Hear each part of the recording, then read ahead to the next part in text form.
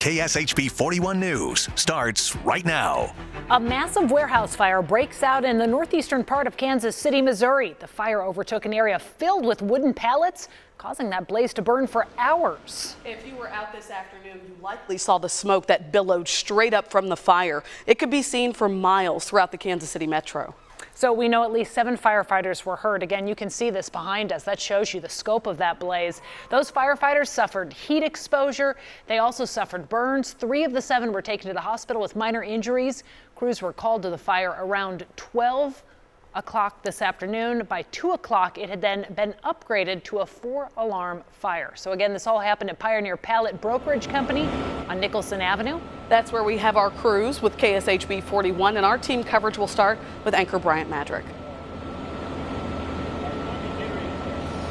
Good evening, ladies. Good evening to all of you at home. I've been out here on the scene of this fire since around 3 o'clock this afternoon, and a lot of progress has been made, and firefighters are starting to get this fire under control. I want you to take a look behind me right now. You can see right now firefighters continue to pour water here on the pallets at this warehouse. As you can see, a lot of white smoke out here as they try to just wet down some of the pallets that have been the fuel for this fire that's been raging for several hours now. But I want you to take a look at this video that we shot hours earlier, just to give you some perspective on how intense the flames were here in this fire. And obviously white smoke now, but hours ago it was dark smoke. As you mentioned at the beginning of our newscast, the large amounts of smoke could be seen in different parts of the city. And all of this was the source of it right here at this warehouse, a pallet fire, and all that wood from the pallets, fuel for this fire that's been raging for hours. I spoke with a spokesperson with the fire department. He tells me 150 firefighters from the fire department are out here on the scene battling this blaze. It went all the way up to 4 alarms, so clearly a massive fire.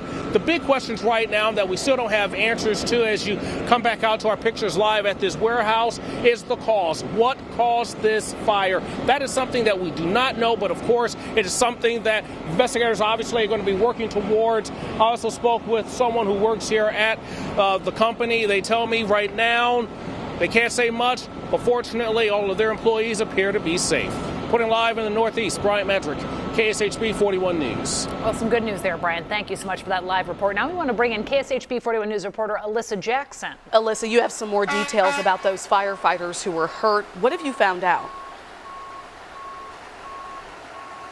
Hey, Caitlin and Dia. Well, those firefighters are expected to be okay. The 3 that were transported to the hospital had minor injuries. But, I mean, just take a look. They're still working hard back here trying to hit hot spots, hitting that fire with the hose and trying to make sure that there are no flames that come up. I mean, when we last talked to you guys, there were still some flames that were visible, but we can't see those now. They're just trying to make sure nothing sparks back up. But as of right now, there has been a lot of progress made out here. And as I mentioned before, those firefighters are expected to be okay, according to a spokesperson for the Kansas City Fire Department.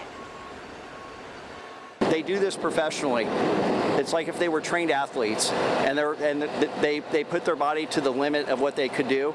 Our command staff did an amazing job. Minute by minute, they were making decisions that would keep other businesses in the residential areas in here intact and protected.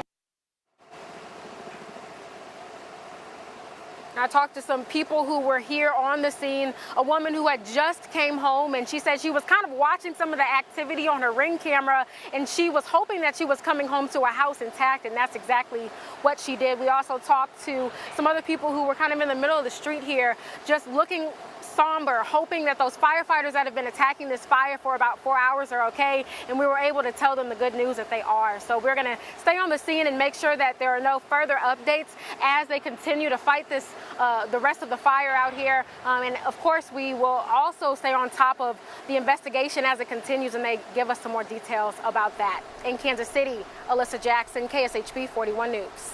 Thank you for that great update, Alyssa. As we mentioned just a few moments ago, smoke from this fire could be seen for miles. Viewers shared photos from different vantage points across the metro. You see that black smoke just billowing up into the sky. Okay, so now that's what it looked like before.